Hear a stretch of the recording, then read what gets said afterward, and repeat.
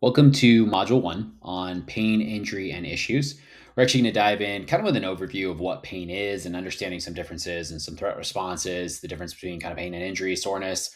And then we're going to expand with future modules into not only how to treat it per se from a programming standpoint, but also from a coaching and a queuing standpoint. So look at today's presentation as an overview, build the foundation of an understanding of what these things are, and be able to have those conversations with clients. So this is really going to be all about just deepening our understanding of the human experience of pain. That's really kind of the summation of all this here. And we're going to make sure we're going to not step outside our scope of coaching. So do have a coaching lens on within there. We're not approaching it as physical therapists. We're not doing anything to manipulate joints of any sort. We are approaching it from a coaching standpoint, and that's the ultimate goal here, is to help clients walk away with less discomfort. So clarifying pain versus injury, we're going to understand the threat response system. We're going to learn how pain is perceived and interpreted, identify what coaches like ourselves might want to listen for, what more importantly, what we want to ask, and help build clients overall confidence with the whole thing. So let's dive in. So find some terms. When we really think about it, and the reason them want to even have this conversation is pain is not the same as injury. And that's the biggest takeaway for anybody here is pain is not the same as injury. Pain is ultimately an experience, and it usually and can be emotional, sensory, motivational, or a form of protection, right? So I like to say experience, emotion, sensation, or a drive state. And it is usually more of a brain output that is just influenced by some form of a threat. And so we're getting a signal, and we'll talk about that more in a minute. Whereas injury is actual tissue damage beyond tolerance, right? It's where there was some form of tissue damage that actually happened. And then I think a couple other ones which are really helpful for us is to just understand nociception. It's the signal from the body to the brain. And so it's a sensory input, not pain itself. And so it's saying, like, hey, something is happening. The brain interprets that and then tells us, quote unquote, if it is pain. And so it is just a signal that your body is picking up from its different sensory inputs, right? So I think that's just very helpful to know we have all these little nociceptors that are just neural input that are throughout our body. And then discomfort, right? Just challenge. And I think that's where a lot of times in a client's head, pain is all of those things, right? And so it's learning to differentiate within the language, which is absolutely critical to know that pain doesn't always equal like red flag, alarm, shut things down at all. Because you can have tissue damage, so you can have like actual injury and not feel any pain, like asymptomatic rotator cuff tears, very common, right? You get someone that actually has the successful lifespan of 80 plus, they probably have some form of a rotator cuff tear and probably some form of a bulging disc or disc herniation to some degree and may not experience any pain. So there's an injury without pain, but you can also have pain without actual injury. And I think that's the most important thing. You think of someone has an injury where they actually do lose a limb and they're like, oh, my foot, and they don't have a leg anymore, is where they're experiencing pain or they have an itch. And so this is why this is super helpful to kind of remember from both of these aspects, right? And that pain, injury, nociception, discomfort are all completely different things, but they can get misconstrued within a client's mind sometimes, right? So let's just dive in and make this really clear. Soreness, often called DOMS, delayed onset muscle soreness. So you do some working out, you haven't stressed those muscles in that way or that capacity in a long time or to that load, and you're going to then experience some form of soreness within those. So probably, some muscle fatigue. And here's probably the biggest differentiator when someone's like, "Oh man, I'm just in so much pain." If it's bilateral, because more often than not, you're doing moves that are on both sides, it might be soreness, right? 24 to 72 hours post that workout, it might be soreness. So it could be just DOMS, and it's just that muscle fatigue that's happened.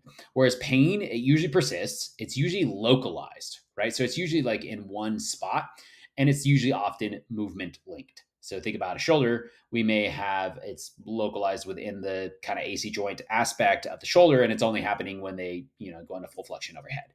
And so we're like, oh, okay, we're probably running into some form of actual issue that is happening when the arm is fully overhead. So it's movement linked, it's localized, and it's persistent with the movement pattern. Whereas injury, if you have something truly injured, right, it's going to disrupt your movement. And so that's daily life movement. It's going to disrupt your ability to have strength through that movement, and probably stability if it's within and or around a joint capacity, right? So diving in a little bit more just to nociception, just so you having a general idea. So we have really just a sensory input from free nerve endings. It's as simple as that. Nociception is just sending raw data that it is absorbing from input, and the brain is ultimately telling a story about what that is, and that's that the brain is telling us if it's pain or not, and sending that signal back down. So it's just interpreting that data is how I kind of like to do it, explain it, and then it's the response that it wants to give. So just because there's nociception doesn't mean there will be pain and vice versa. It's just a sensory to let the brain decide like, ooh, is this bad? Or is this not right? You're told something is hot, you touch it and you're like, man, it's really not that hot. But the brain is like, you're picking up through your nociceptors, like whether that is happening. And it's going from a stimulus, you touch the thing, the nociceptors pick it up, and it's basically just a neural response that's happening. I'm going up through the spinal cord. The brain will filter that and let us know if there is a pain output or not from there. And so sometimes people have a different tolerance or a different tolerance in those areas, or maybe blunted because of other things, right? So it's just kind of helpful for us to understand. And so that's why, like I just said, pain is literally happening in the brain. It's a brain process. And if you really want to study pain, you're really just studying the brain. The brain filters every signal through memory, stress, belief, context, environment, and that's why we can change our perception of pain depending on kind of who's around, what's our beliefs, and even what you see. So it's interesting, right? If we know that pain is really, as they write here, just more of a protective alarm, too much threat equals pain, but also too little safety equals pain. And I think that's a really helpful way for myself to be able to look at it, is that if there's too much threat coming in, a massive amount of load that is on my back, and I'm doing a squat, well, hey, my knees might signal pain, right? My brain is really telling me that, oh, my knees can't do this, too much threat. But now let's think about it. Maybe there's like no load, but I'm doing a single leg squat, so I have no stability that's happening within there other than like 1 foot base of support. So that it feels to my brain, to my body, like there's a little safety. So then the brain is going to signal down to that knee, oh, not safe, pain, right? And so we can look at it kind of from both those aspects. And there's a lot of pieces here that I think is why that happens. Because think of it as like pain is a protector. It is like telling us something is not safe, right? It is a protector and it's shutting it down. And so it could be from past injury, it could be from context, it could be through threat, it could be from stress. And basically you have a bucket. Think of a bucket. Once it's too full, you're gonna have problems. And so it's gonna like not be able to fill there and it's gonna shut some things down, right? And what are those things? Well, they can be these vast, common, found contributors that I think are usually at play more than we even realize, or maybe why we end up injured, an actual injury, and it's just inflammation in the body, stress, sleep deprivation, diet, beliefs that you're going to get hurt, or beliefs from the last time you did this, right? And then context, like what is the environment like that you are in? Is it a high stress environment where a lot of people get hurt and experience pain, like sometimes these pain clinics, right? Or these areas, that's what you're seeing more than anything else. So note that these areas don't just affect performance of a person and their ability, they also affect how sensitive your client is to that nociception. And they are all modifiable factors that we as coaches can truly make an impact on, right? So if somebody is telling us that, they're having an issue and they're experiencing all this kind of pain, like dive in a little deeper. And so one of the things that was most recent, I had a client who was like, month 3 doing phenomenally, right? Really, really poor mobility, movement of the shoulder and some knee issues. And by end of month 3, she was like hardly experiencing any knee pain whatsoever and was like swearing up and down, this is the best program ever. And what was interesting, then literally the week after, she's like, I don't think this is working. I may not be able to do this anymore. My knees are in so much pain. She's like, my back is now having issues. And I was like, a little taken aback. I'm like, whoa, what's going on? I'm like, oh man, tell me about your week. Like, what's been going on? She's like, yeah, well, I mean, I just moved my son out. He just moved to a new apartment. So I know that's probably a little bit of stress, right? And I'm like, oh yeah, totally. That messes with your sleep too, for sure. She's like, yeah, absolutely. Yeah. And so I was like, wow, well, did you guys get them all moved in? She's like, well, yeah. She's like, it took all weekend though, and we were going up and down, 3 flights of stairs, moving everything. And I paused and I'm like, we haven't really been doing much to train the quadriceps and the knees other than some isometric type stuff at this point to build them up. And, 3 flights of stairs is quite a bit. We haven't even been doing step ups. Do you think that played a role? And she paused and she realized, oh, yeah, it did. And I was carrying a lot of stuff and I was probably picking it up incorrectly. And so often we are quick to just think in terms of fitness being the challenge and the problem as to why we're having pain, we're having issues, we're having injury that occurs. But it's usually only because of many other factors. And so if we can look at it from that regard, ask the key questions as a coach, we're going to be far more successful and help the client be more successful, as opposed to just demonizing fitness because it ultimately may be causing some discomfort, to go back to our original definition, as opposed to causing actual, pain, right? And so we knew that we could now mitigate where we are operating within that training plan to decrease the load of stress on those joints and just to get her back some wins to make sure that she felt safe within those things, right? All right, so let's dive into kind of one other really critical area to have an understanding of as a coach, and it's the difference between acute and chronic pain. And the reason I think this is extremely valuable is because then it means we know when to, pivot, when we need to adjust the plan, and when we need to just refer out and make sure that it is going into different hands. So it's like looking at acute pain, and I often look at acute pain is usually short term, right? And so I have on there it is less than 6 weeks. And so that usually you're in the head, I think we tend to think, oh, it's not as bad. That's usually the stuff that's worse, right? So it's a protective mechanism that is happening because of recent onset injury or issue, like something locked up, right? And so if you think about an ankle sprain, that's probably a good one, or even a sprained hamstring, but I like the ankle sprain. It's something we can link back probably to an event, probably did something, rolled the ankle. Therefore, we now have a ton of inflammation that is happening within that.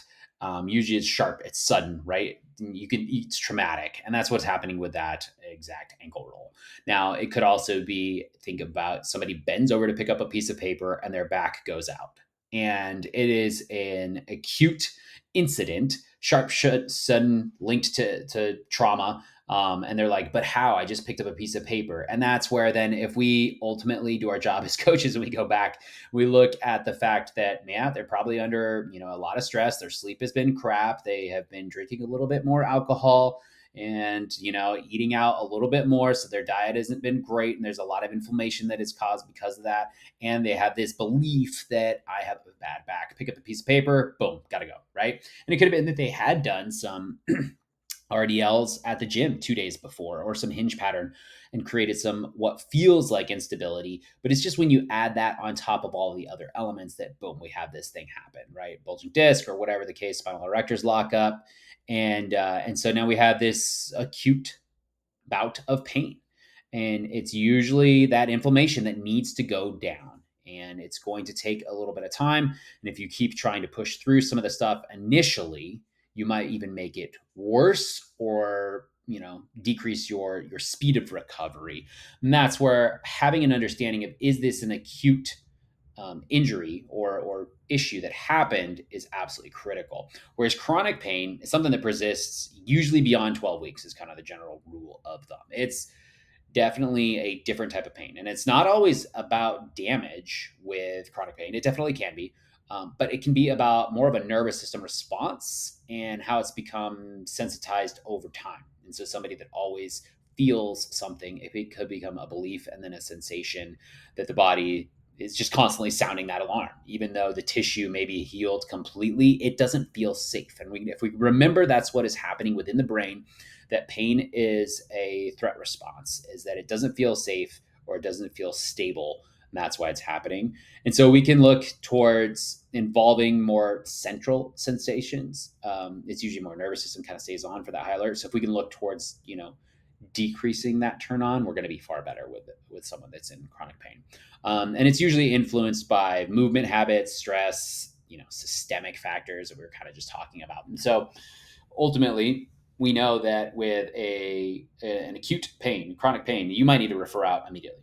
Whereas with something more chronic, we may be able to change the definition of pain within somebody's head. I always say, like, you got to heal injury, you unlearn pain. So if we can help them unlearn that it is not putting them on high alert, That's really what it is. We're desensitizing that alarm. We can be in a good place.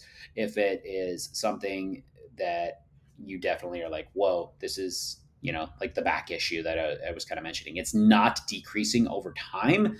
We know we've got an issue, right? So, acute tissue damage is likely. Chronic nervous system sensitivity may be driving the symptoms. All right, so let's look at treatment considerations. And disclaimer alert: don't treat anybody. Right? This is just the considerations that would happen, whether it's a PT, whether it's pain management, whatever the case may be. It's just for you to have a really good understanding as a coach.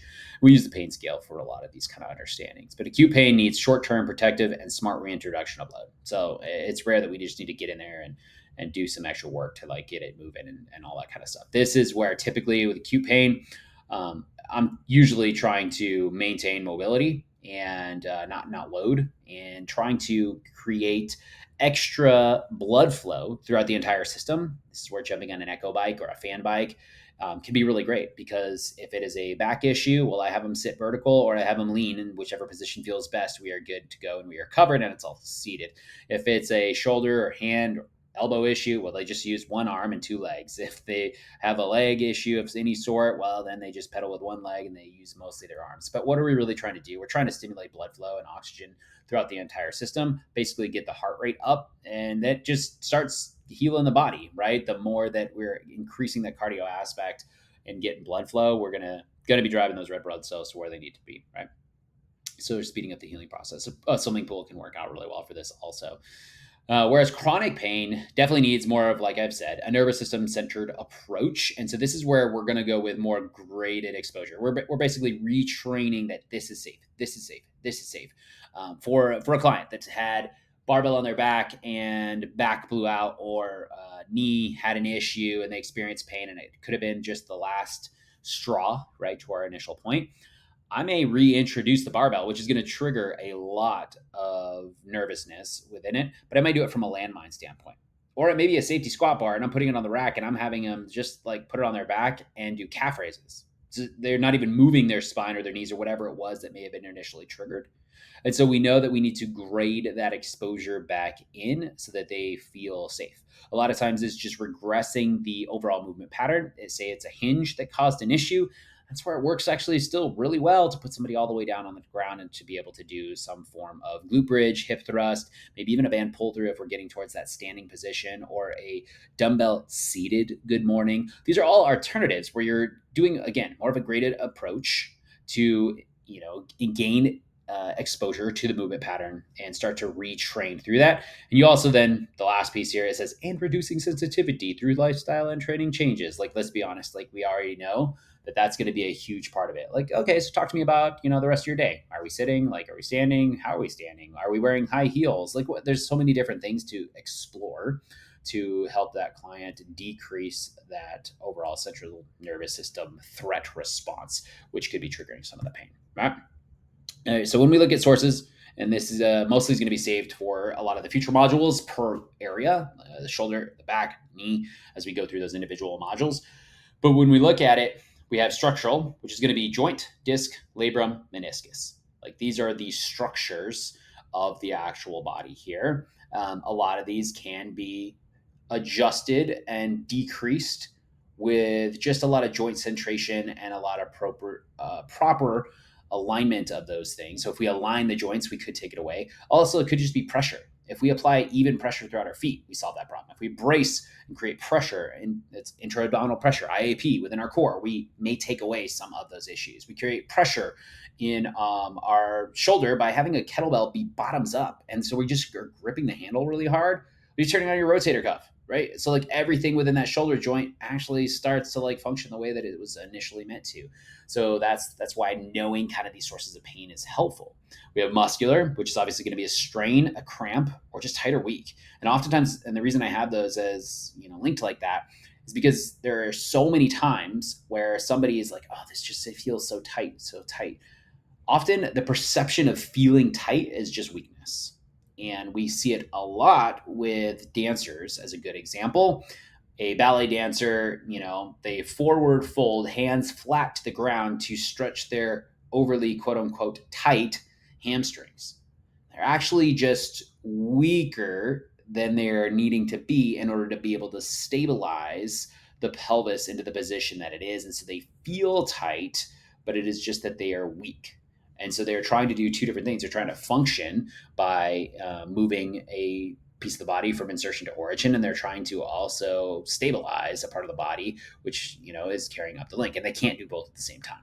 And so that's why when they cross areas like that, they're going to feel tight, but they could just be weak. Tendon, we got load sensitivity, probably one of the biggest things there, right? Tendon connecting. Patella tendon is probably one of the most common one, where it's just overly sensitive to the volume that it is going under. And so that's going to present a lot of pain. So tendonitis type issues are very common because the tendon gets worked more than because the muscle couldn't handle it, right? Or for whatever reason. So we need to know, we need to go with a kind of slow warm up within that individual. And the neurological, numbing, shooting, right? Any of those things that are kind of happening where it's nerve related, yeah, that's definitely a refer out 100% of the time, right? And ultimately for any of these things that are outside the scope or acute, we definitely are going to do that too. So how can you and I, how can we as coaches reduce the overall threat for the client? That's really our number one job. If we're able to do that, it allows that time and space for the healing to actually take occur. When it comes to pain, it allows us to then hopefully get an understanding of what is causing that, whether it's true, whether it's not. And so the first thing and the most important thing is just stay calm, like clear cues.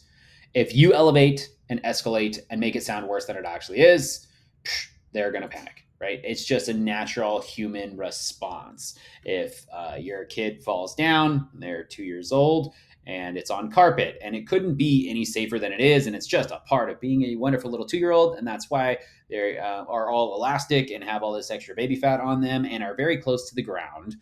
And if you were just like, oops, we fell, back on up, there we go, and you're just calm, and it's no big deal, and it's just what is to be expected, it's normal, then that's how it's going to respond. If you freaked out, what do you think is going to happen, right? So I don't have to go any further with that analogy there.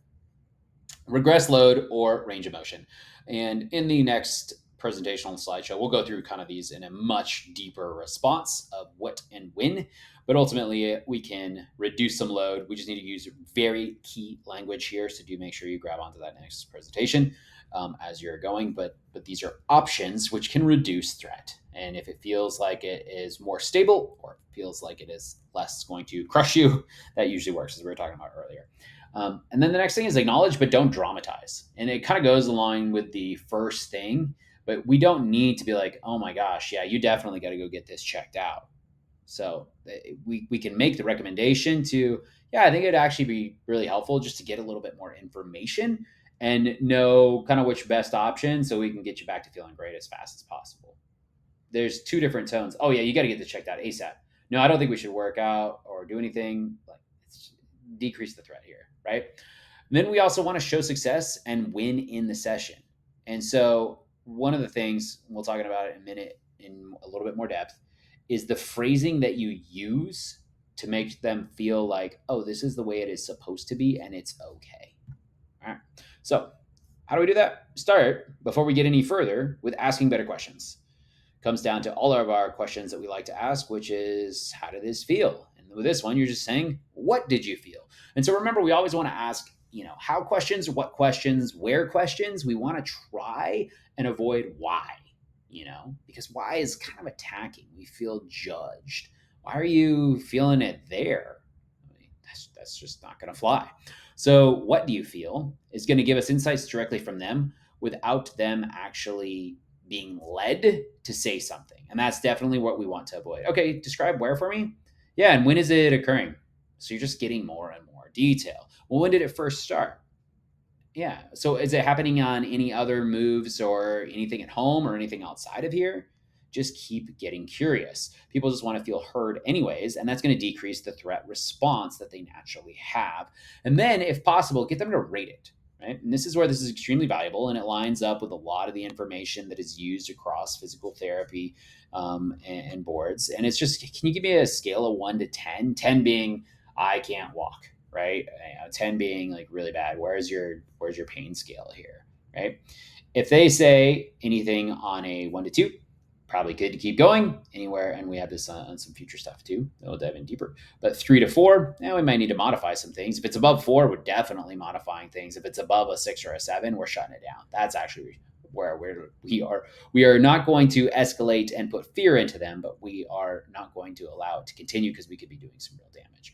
So our ultimate goal is just remember, ask the questions and let the client describe, and then use that information to test and kind of respond appropriately. We're not assuming, we're not labeling by any means. We're not telling them, oh, this could be this. We want to remove our guesswork and we don't want to assume in any way, right?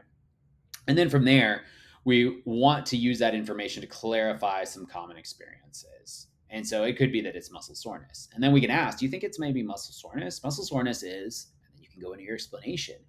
Do you think it's just maybe too much tension? Like when we're doing this weight, like it is doing this, is it painful, like to stretch? Is it, are you feeling anything beyond that? And we don't want to assume, we don't want to lead, but these are kind of like hierarchy of where we can kind of go with, right? Because sometimes something can be off. Many clients like collapse all physical signs literally into one word, which is just pain, which we already talked about. And then we respond. And this is probably the most critical piece, as I just mentioned a couple slides ago. But if you can respond as if it's good, this is what you needed, and without any type of fear in your voice, it's going to come across a lot better. Perfect. That's helpful. Exactly the feedback I was looking for. I appreciate that. All right, let's try this today. So I didn't say that what they're experiencing is good. I didn't say that it's what we wanted them to experience.